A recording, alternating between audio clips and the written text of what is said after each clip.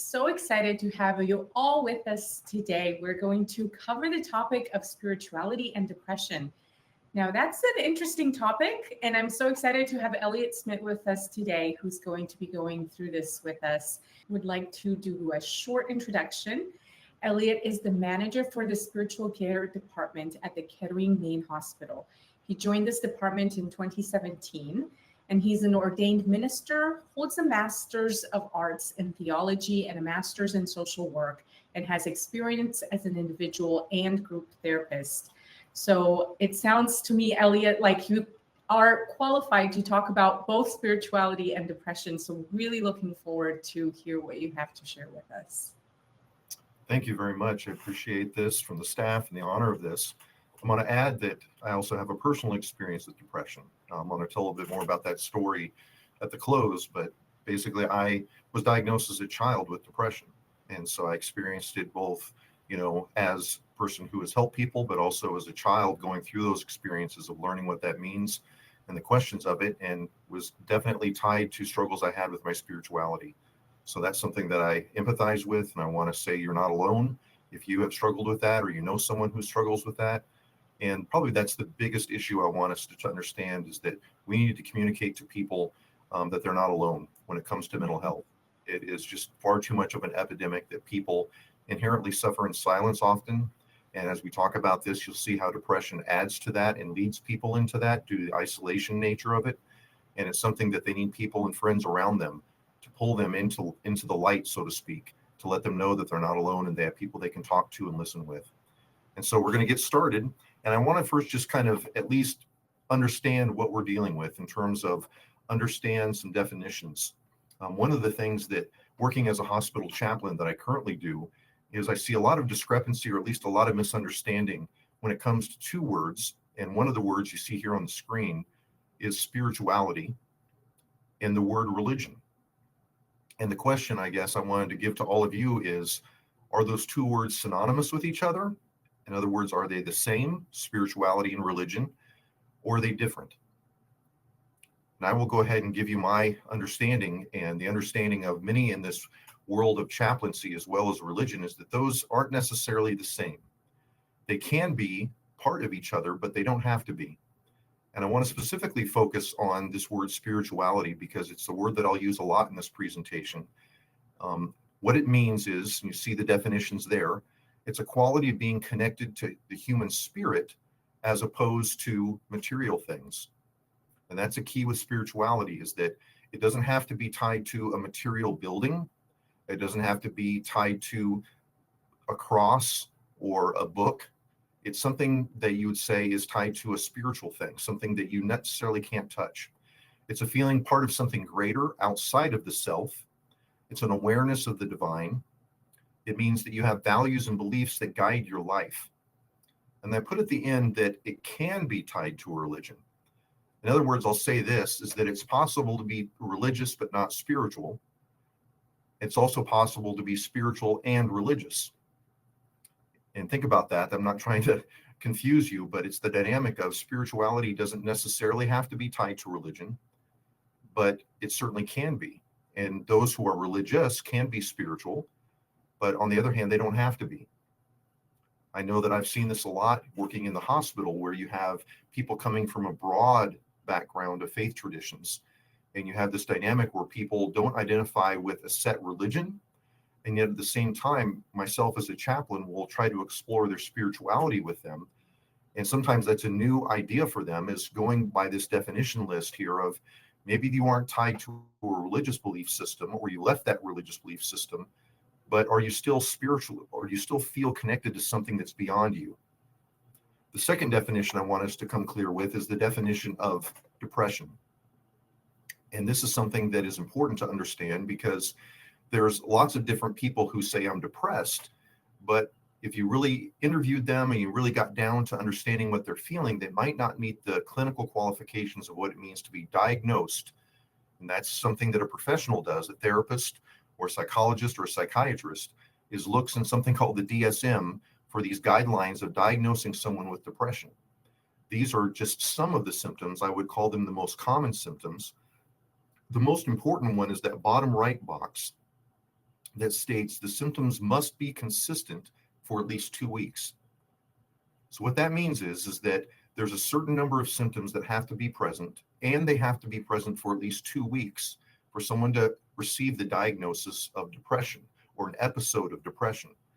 Now, there's people that less than 2 weeks have symptoms that we would say are leading to depression, but the key qualifier is do those symptoms leave or do they dissipate before the 2 weeks? And so that's something that I want us to understand is what we're talking about here isn't just a mild something that comes and go day to day. You have a tough day, you feel depressed. The next day you wake up and you feel better. These are individuals that over a period of time, at least 2 weeks, that this is something that is showing that it is starting to become a longer pattern of behavior or a longer pattern of symptoms that are leading to concern of this is something clinical.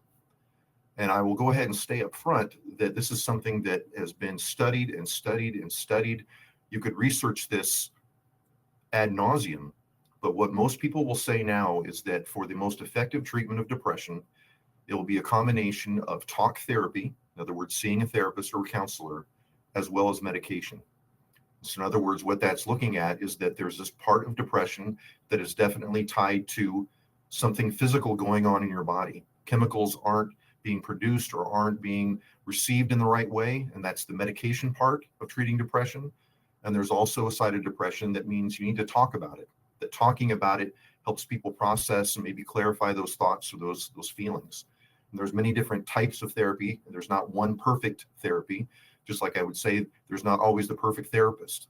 I would encourage people to think about this is that choosing a therapist can be a very difficult thing because you want a therapist that maybe understands your background or your belief system. I think that's very important in choosing a therapist. Some other things to think about when it comes to understanding the prevalence of this issue is that the most recent data comes from 2021. And that data states that 8% of US adults have had at least one depressive episode in the previous year. What that equals is 21 million adults in the United States in 2021 had a depressive episode. And what that means is a depressive episode, something that lasted over 2 weeks that could be quantified as diagnosed with depression. Now you'll see that there's a discrepancy between the percentage of men and percentage of women. You see that 4% more women were diagnosed with depression. I will always say that this is maybe factual, but I would also argue that this is a dynamic of how many men will come forward and self-report feelings of depression. And I think if we had some way to measure men who did not report or self-report, those numbers would be much higher. That's just my own anecdotal experience as a counselor. You'll also see below that among adolescents, ages 12 through 17, those who have experienced one depressive episode in the last year rises, almost doubles to 20%. Now, again, what I want to think about here is that this is data from 2021. And interestingly enough, that data was collected in the midst of the COVID pandemic that we had. And what we saw in that pandemic is issues of isolation and therefore issues of depression spiked. And I'm not sure that this data captured all that. And I would argue, just again, my anecdotal feelings and evidence that I see in my practice is that those numbers of people who have identified with depressive episodes has risen since 2021. Again, I couldn't find data that gives you good information, hard and fast data, but I would say that those numbers have only gotten larger. Well, working as a therapist and specifically as a Christian therapist, that's my background, is I have seen experience with people with spirituality or a faith system, as well as without spirituality or a faith system, and how that has either helped them cope with depression or it has actually hurt their ability to cope with depression. And that to me is something I want to just address here at the very beginning of this, is that there is a dynamic where sometimes a person's spirituality or religious system actually hurts their ability to cope with depression.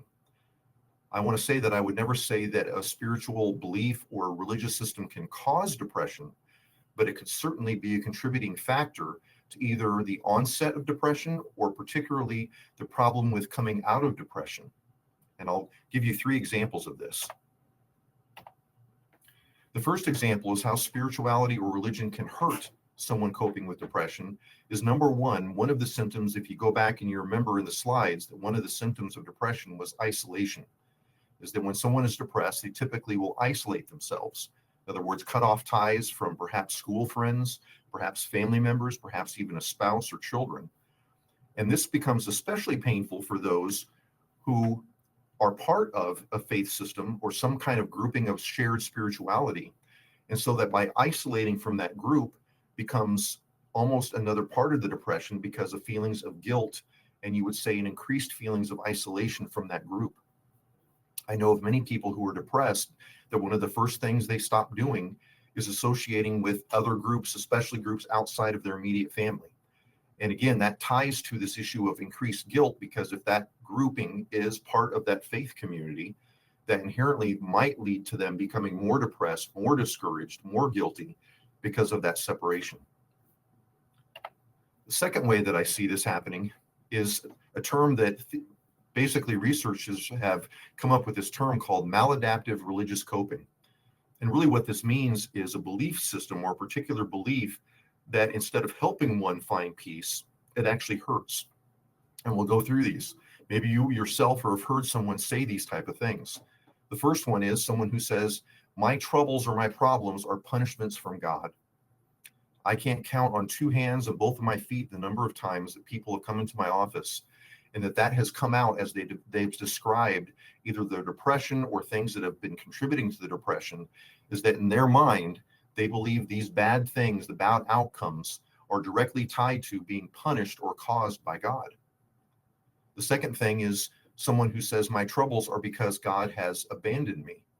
Again, that feeling of isolation that I talked about depression leads to, is sometimes that feeling becomes intensified when it comes to feeling that, well, God isn't here anymore.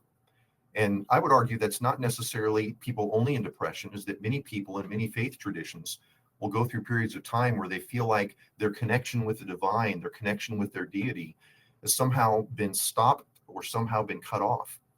And so this is something that normal people feel, but again, someone who has depression may feel this even more intensely, that their prayers aren't being heard, they're not seeing a solution, and so therefore they feel like God has abandoned them. Third thing is someone says, I'm more confused, I thought God would protect me.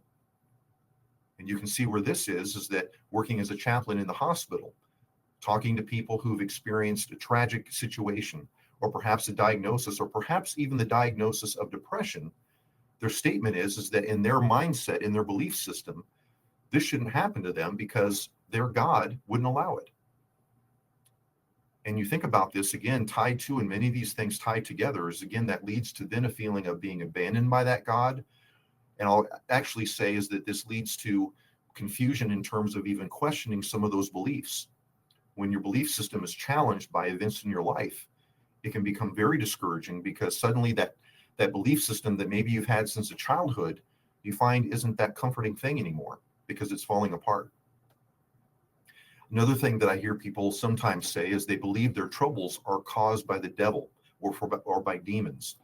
And this is a belief, again, you would say in the supernatural, but it's a belief in being persecuted or some force who's causing these bad things to happen to you. I would say that this again is tied into many other areas of belief, and that would tie perhaps to the feeling of being abandoned or being forsaken by their God. But again, this feeling of paranoia, of feeling like there are entities in the world that are causing this pain and trouble in your life, and that it is an intentional thing of the universe that's trying to harm you. Tied to that is the feeling that some people have is that bad things shouldn't happen to good people. I've done all the right things in life. I've not smoked, I've not drank, and I have cancer. I've treated people good, and I've given money to charity or to my church, and I'm diagnosed with a brain tumor. And those are things, again, that tie to maybe childhood beliefs that if I do the right things, my life will be fine. But when bad things happen, maybe even when I'm diagnosed with depression, is that I feel like I've done something wrong. Or perhaps that God's unfair with me because he's not kept his end of the deal that I made with him, that if I did these things, he would keep me from the bad stuff. The last one here is, again, tied to that issue of isolation, is that people will often say that my faith community has abandoned me. Is that this is a dynamic that people will experience of even self-isolating and still looking at that faith community. I can't tell you how many people have said, I quit attending that church or that group months ago, and no one reached out to me. No one has come to my aid. And so this is a dynamic that we have in our society where people feel isolated and let down by those groups that we thought would be there. But when we go through these difficult times and when they don't perform as we think they should, it causes us to feel more isolated, more let down. Researchers have also come up with something called a religious and spiritual struggle scale. And if you want to think of this as literally a test you would take, and it's put into a process like this, where researchers will poll people based on these 5 areas. The first one is one's relationship with God and divine, and a ranking of 0 being no connection, all the way to 10 being the strongest connection I could have. Second one is relationship to supernatural evil. How present do you feel like that is in your world? Third one is one's relationship with religious groups or people, or we could call spiritual groups or faith groups. The fourth one is one's struggle with not living up to one's moral or ethical standards. Is that strong or weak in your life? And the last one is one's doubt and struggle with religious and spiritual beliefs. And so based on this scale, someone would get an ultimate score if you think about a cumulative scoring from these 5 areas. And researchers have said that based on this scale, you can determine whether someone is using more maladaptive religious coping mechanisms than others based on how low they score on the scale. Now, I wouldn't say that this is something that I would necessarily ascribe to. I certainly have never used this in my practice, but I would say it's something at least to give us an understanding that this is something that many people, many researchers have begun focusing on because of the prevalence of faith, of spirituality being used in, you would say, negative ways, or at least in ways that don't help people find peace and help them come out of depression in positive ways. Well, I want to flip the page here, and I want to look at how can spirituality or religion help?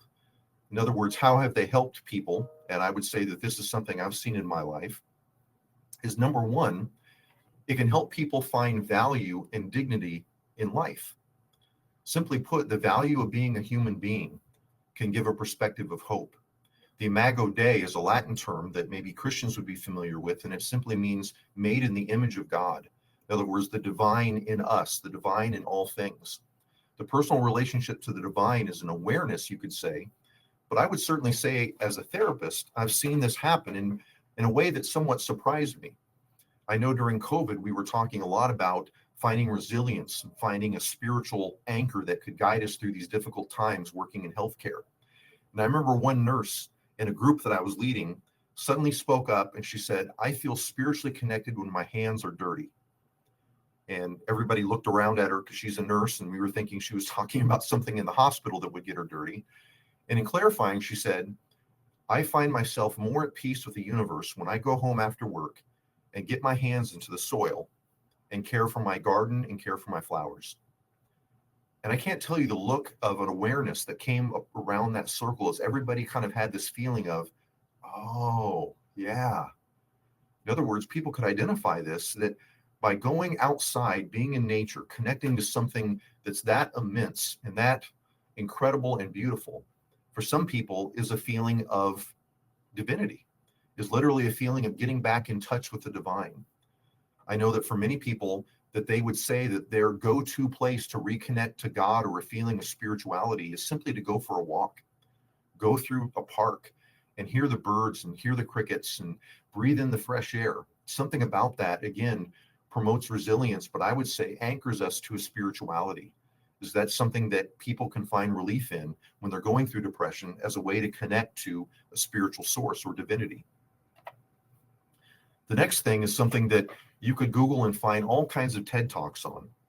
I'm simply going to say that a spiritual or religious belief system can help provide a purpose in life. If you remember, one of the definitions of spirituality was giving us something greater or outside of ourself, something that's larger, something beyond the current circumstances. And this, again, is one of the things that depression does, is typically depression makes us focus on not just the present only, but also to look at the past. Look at the things that we're regretting, look at the things of maybe where we have failed or not been enough. And that's usually what fills the mind and you would say causes the spiral of depression to go deeper and deeper into this despondency, is by not being able to look forward. In fact, that's one of the symptoms of depression, is to feel hopeless, a lack of meaning and purpose. And so what spirituality or religion can do is help people to connect to something bigger than themselves, a bigger purpose to themselves. And there's lots and lots of great stories of people who have gone through all kinds of things in life. You could say maybe it's trivial as going through a difficult class in college to as great as someone who's gone through the Holocaust or a prisoner experience, of people who have latched onto a purpose greater than their circumstances, something that they look forward to that gives them the strength to do the difficult things today. In fact, in some ways, helps them take the focus off of what they're currently in and instead to look more towards a brighter future ahead. That's one of the things that we do in therapy and we talk to people. One of the things that I would use as a therapist is something called solution-focused therapy. And what that does is it asks people to dream or to think about a preferred future. What does your future look like if you can imagine the best possible things in your life? Describe it. What does it feel like? What does it smell like? What does it sound like? And get people to look beyond their current situation to think about there is a possibility of change. There's a possibility of being different, living different. And the key is crystallizing that and making it something part of your everyday life, reminding yourself that there is a bigger purpose to life. And a spirituality, religious belief system gives someone that perspective, that you're not alone, you're part of something more. I would argue that this is one of the advantages of connecting your spirituality to a religious grouping, because you can certainly have spirituality by yourself, but by connecting it to something larger, a group of people who share that belief system, it enables you again to see this picture of being part of something more than yourself. And again, that gives you strength and a greater sense of purpose when you share that with other people. The third way that spirituality and religion can help is that it gives people, again, like I just said, a connection to others. Is that spirituality and religion, I think done right, helps us to see how these practices can be done with others.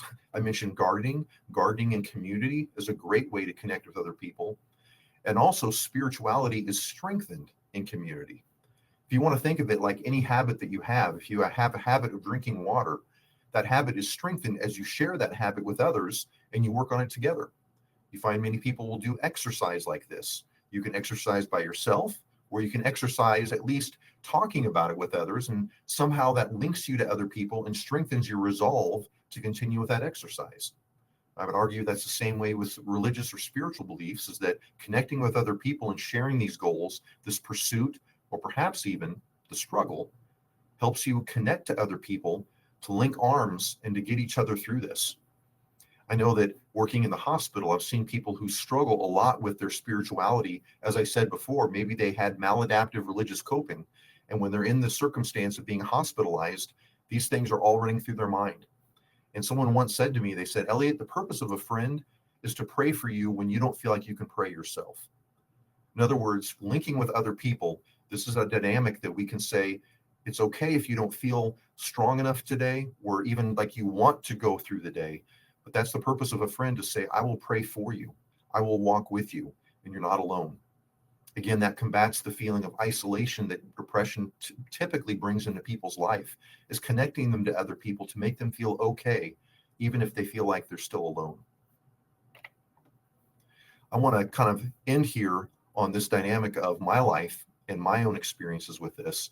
When I was a young person, I started feeling feelings of hopelessness and lack of meaning, you could say, as an adolescent. And like that diagnosis, that tree that I gave you earlier, is that over a period of, you would say, 6 or 7 months, these symptoms continue to present themselves in my life. I went from being an A student to a C student. I went from associating with people to isolating myself. I even got to the point of what depression typically does, is it causes people to think about ending their life, thinking about what it would be like to not go through this anymore. And my parents linked me with a psychiatrist, and I started seeing someone. And I got a little bit of help, but didn't stick with it. And that's typical for a lot of people, especially young people that experience depression. I dropped out of it, went to college, and my depression symptoms continued to affect me in my life. I could maybe say I got better at coping with it. My grades improved. I was able to function, but I still would go through periods or episodes where this hopelessness would overwhelm me. And I remember a counselor that I saw in college gave me something that I'd never heard before, and it's tied to this benefit of spirituality. I remember talking to the counselor, and the counselor asked me, he said, Elliot, what do you like to do in your free time? And as again, someone struggling with depression, I said, I just kind of hang out in my room and maybe read or listen to music. And he said, I want you to do something different.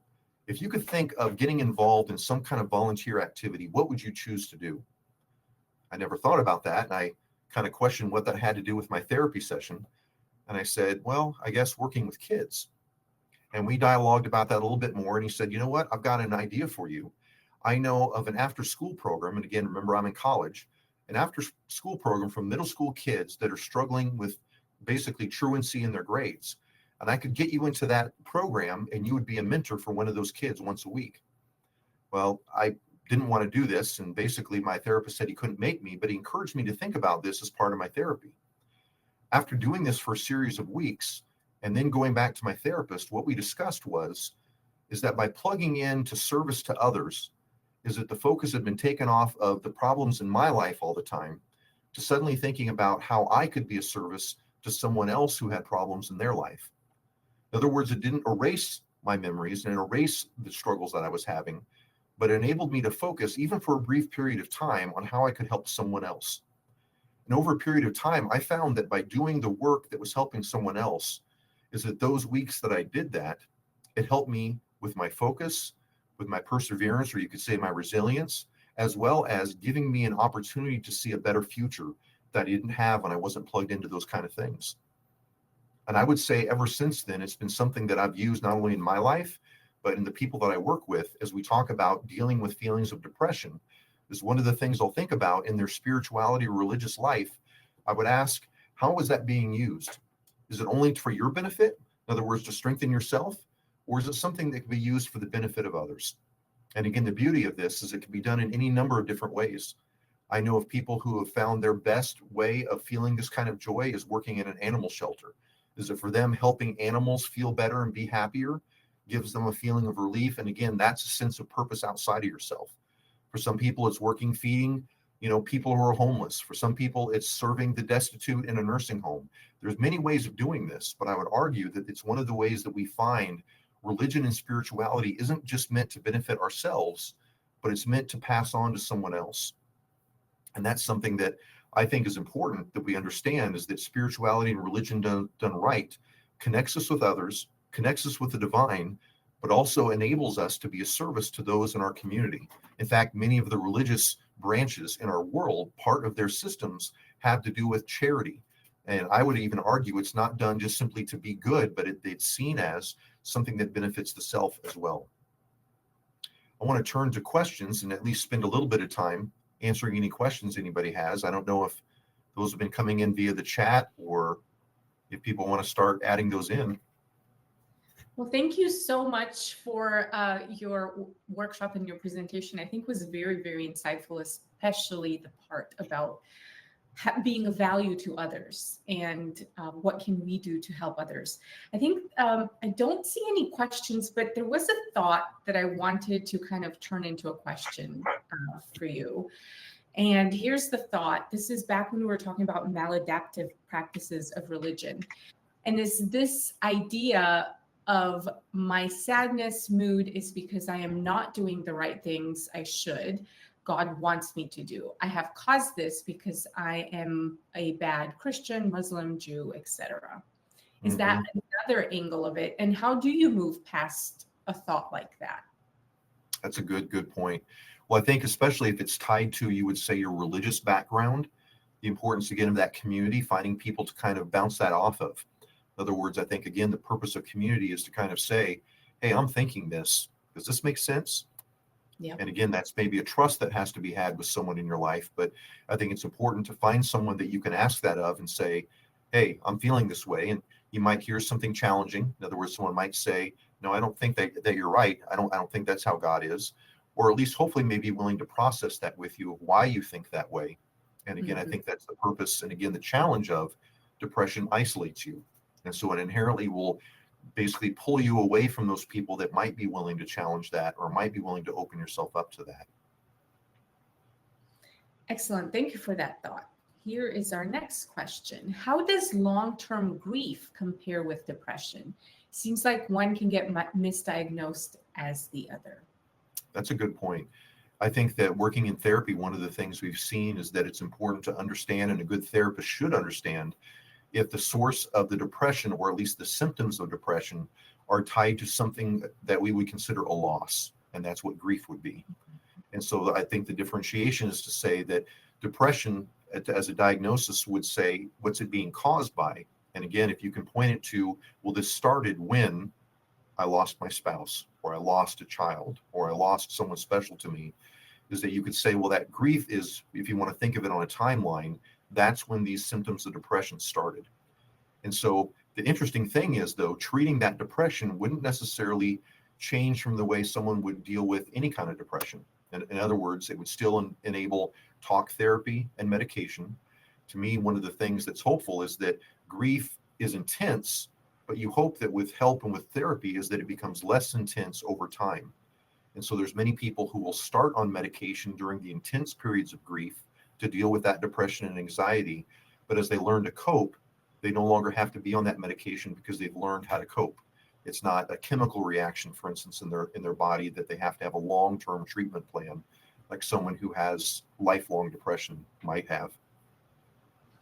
Excellent. Thank you. All right, we have quite a few questions coming in. I am a yogi as well as a Christian. I feel very spiritual. My church frowns on yoga and its spiritual aspects. How do you deal with this? I feel you, Judy. I think that that's something that we have struggled with. I would argue that sometimes it's the words we use, and maybe just by even changing the word that you use, you may find that people in a faith community suddenly are fine with it. I'll give you just example of this. I know in the hospital, one of the words that we find is misconstrued a lot is when we say you should practice meditation. That word meditation has many connotations. And for some people, they immediately associate it with Eastern practices. Well, for myself, meditation is a Christian practice. I can go back in early church history and point out there are early church fathers and people that practice forms of meditation. And more than that, it's about how you do it, not just simply that you do it. But again, that word meditation is a dangerous word. And so here's something we did is instead of calling it meditation, we learned, what if we call it mindfulness? We practice mindfulness. And in my mind, that kind of means the same thing as meditation, but the word mindfulness is actually a word taken from therapeutic/scientific backgrounds. And so simply by using a different word, suddenly it's not scary. Now, certainly I can't answer maybe all your particular situations because perhaps it has to do with how you practice your meditation that is scary, or at least is making people alarmed. But I would argue, look at the language you're using and try to find language that is, quote, accepted in faith communities is maybe a way to kind of ease some of that tension. I will add that a lot of time people are just scared of the unknown. And so finding terms that they know and understand is sometimes when I talk about yoga, I will say stretching, very deep stretching, because people are like, oh, yeah. But sometimes you can say a word that will just scare people because they're just not used to it and they've never done it. I agree. All right. Can we go back to the slide on maladaptive religious coping? And we'll just leave it there for our person looking for an answer on that. Any advice for those who are extremely accustomed to isolation due to the long-term social and even organizational trauma?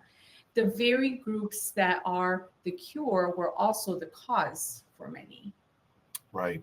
And I'll go back and say that this is where I think that organized religion or religious beliefs aren't the cause of depression, but they can certainly accelerate feelings of depression or isolation. I would ask Cora, I think you're the one asking this, is to think about, whereas you have found that you would say that cure in perhaps one organization, maybe the exploration should be in another organization that provides the sense of community, maybe not just in the same way. And I'll give you an example of this. This is one of the early experiences I had as a chaplain, as I was talking to a patient and I asked him about his spiritual background. And he said, well, I used to go to church, but I found another support group. And I was curious. And I said, oh, really? What is that? And he said, well, it's my bike club. And I said, bike club? What are you talking about? And he says, I've been biking with the same group of guys every Sunday for the last 20 years. And he said, our process is we bike for half the day, then we meet up at a bar and we have drinks and we talk about the week. And interestingly enough, the people that visited him faithfully was the guys in his bike club. Now, Funnily enough, I started joking with him and I said, buddy, that's your bike church. What are you talking about? That's what a church does. I mean, your parishioners are the ones visiting you. But for him, that's what gave him that sense of community and meaning and purpose, is that was the group that was feeding that part of his soul. And so I would ask Cora to think about is, it sounds like what you're hungering for is you're hungering for community. And so just maybe explore and maybe find, are there other activities or hobbies that could connect you with a community, maybe just not the same type of hobby or community that you experienced that painful past in. Excellent. And I'm going to very quickly pop up another question because it's related, and I feel like the answer is probably very similar. Many people, including myself, are leaving religion. I left Mormonism because it was very unhealthy for me. What do you recommend to someone who is exploring spirituality outside of religion? That's a great point, Greg. I think that's something that we see a lot of people struggling with, is the disillusionment, perhaps. And I would argue many times it's not the disillusionment in the belief system, but disillusionment in the people behind the belief system. And so when it comes to exploring spirituality, we have a great advantage that people didn't have 25 years ago. We have this thing called Google. And so one of the ways to explore it, or at least different branches of it, is to just do a local search in your community of finding perhaps different groupings of people that may already exist in your community. As I said before, you have everything from the very secular, like bike clubs, all the way to reading groups or perhaps discussion groups that really delve around the issue of exploring spiritual things. I would even argue, and this may not be everybody's cup of tea, but I found one of the most interesting spiritual groups to visit is an Alcoholic Anonymous group. Is you will find that there is spirituality being discussed there that is more authentic and more real than what most people will find in any other faith gathering. Now, as I said, that's not everybody's cup of tea. And, there's certainly things you need to know about AA before just walking into a group. But to me, there are other avenues to explore spirituality that aren't necessarily just churches or organized religion. There's other things out there. Thank you for that very kind answer. And I do have one last question. If you have any other questions, feel free to post them. We are tagging them as we're going through. Would you say that a person who does not trust people is more susceptible to depression? This goes along with not really wanting to hang out with anyone but the spouse or immediate family. That's a good question, Anna. And, to delve into this as a therapist, my first question is, when did that difficulty in trust start? Because that's something that I would explore. Is this something they've always had? Or again, unfortunately, you would find that perhaps there was trust broken in someone's life that led them to start believing and behaving in that way to protect themselves. And so to me, it's a process of not throwing someone in the deep end and expecting them to swim, but maybe perhaps starting by throwing them into a large church isn't the best way. Perhaps maybe starting with small groups of friends. Maybe that's easier for someone that feels that way. And again, through a social club, through activities that you're doing and not necessarily making you share and talk about deep personal things. Those kind of simple activities are a good way to start slowly broadening the circle and not trying to broaden it all quickly by suddenly going to a big group or going to something that they're expected to be vulnerable in the very first gathering. Excellent. Thank you for answering that question. Actually, thank you for answering all of the questions, and thank you for asking them. I know sometimes it's hard when we're dealing with a touchy subject as this. You do have to be very vulnerable to talk about both depression and your faith.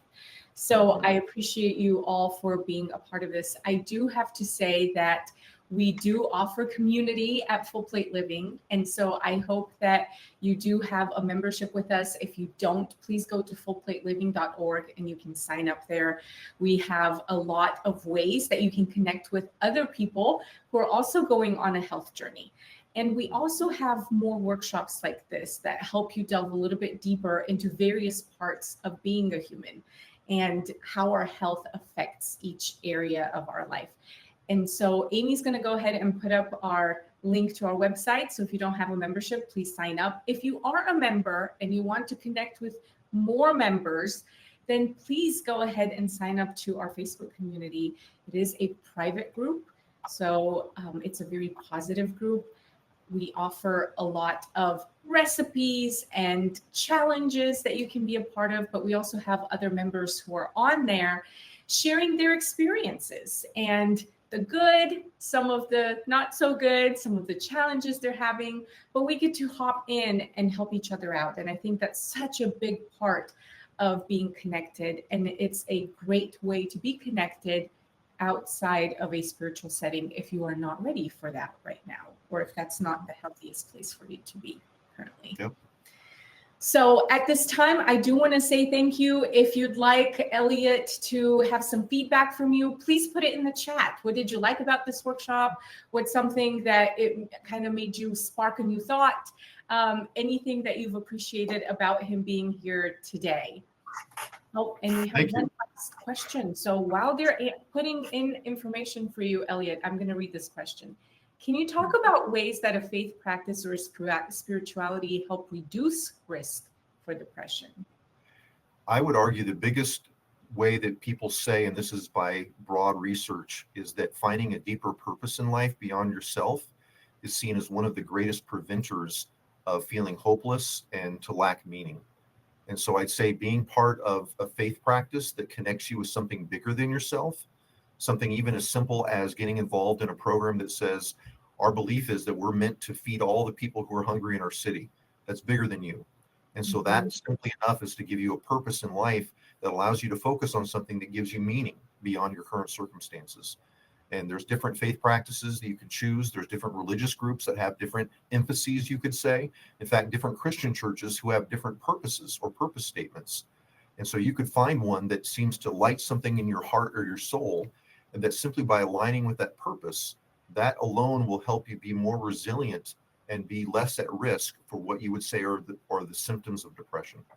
This is wonderful. Thank you. Thank you for answering the question. Thank you for being here today. I hope that you all have a wonderful rest of your week. Bye.